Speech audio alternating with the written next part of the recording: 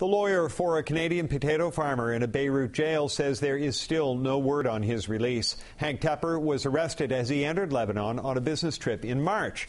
He is accused of importing rotten potatoes into Algeria, an accusation he denies. His family has complained the Canadian government isn't doing enough to get Tepper released. The government, on its part, says it's doing all it can.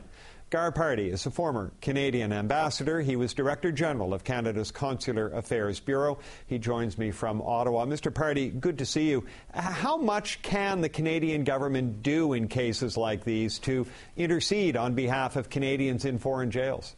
They can do quite a bit. The problem that you run into is what the government can do and the expectations of relatives and friends, and that is very rarely do the two come together, but certainly in terms of dealing with the government and to try to promote certainly a speedy resolution of this matter, both in Algiers, actually, where I think the main action should be taking place, and in Beirut itself. Why in Algiers? You bring up Algiers. What do you mean? Well, he was arrested in Beirut based on a request that the Algerians had made to Interpol for his arrest. And so when he was arrested in Beirut, they requested his extradition back to Algiers. So the main case is in Algiers. In Beirut, it's almost like a sideshow. And what surprised me, or shouldn't surprise me, I mean, there isn't a court in the world that you can use the word speedy with.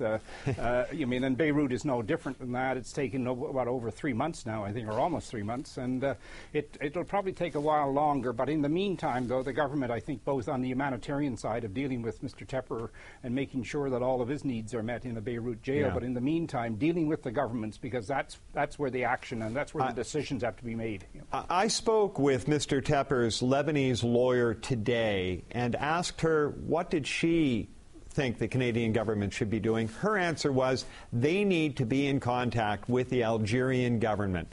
And I think making very much the same point as you, that is where this problem is going to be dealt with. What can the Canadian government reasonably expect? What kind of influence can it reasonably expect to have in a place like Algeria? I think over the years, Canada has had a very good relationship with Algiers. Algeria, as you know, it's a troubled country as well as so many countries are in that part of the world. But I think our credentials in Algeria, they're quite good. And so I think you would use that to go in and talk to the Algerian government to see if some sort of a negotiated settlement, because from what I understand, that what we're dealing with here is probably a commercial dispute. Somebody lost some money along the way, and it's a question here of trying to meet the needs of the person who made the complaint in Algeria. So this could be as simple as a dollars and cents answer? Possibly, but again, you have to get in there and negotiate. But most of these commercial disputes, as you know, are based on somebody losing money, and most of them are not willing to forgive until, in effect, that money is replaced in some way.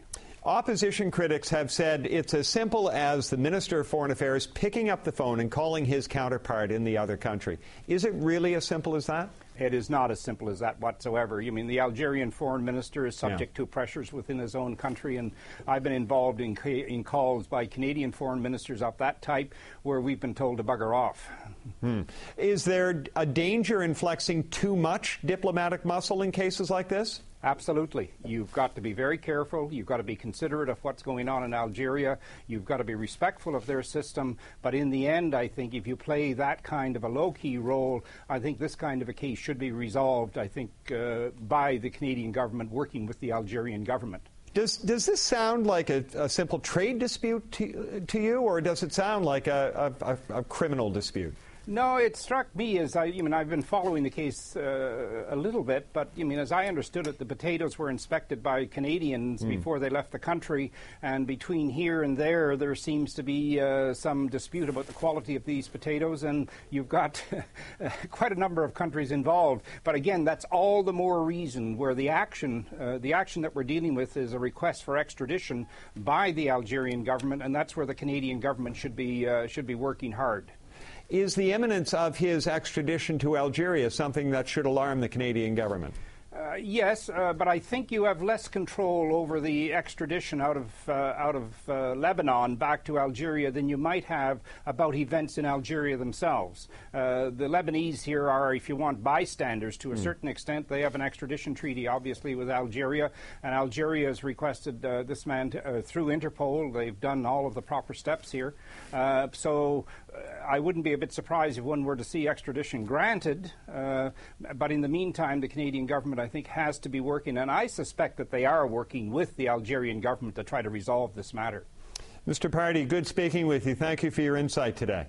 Okay, Harry, you're welcome. Garrett Pardy is a former Canadian ambassador and was Director General of Canada's Consular Affairs Bureau. I spoke with him from Ottawa.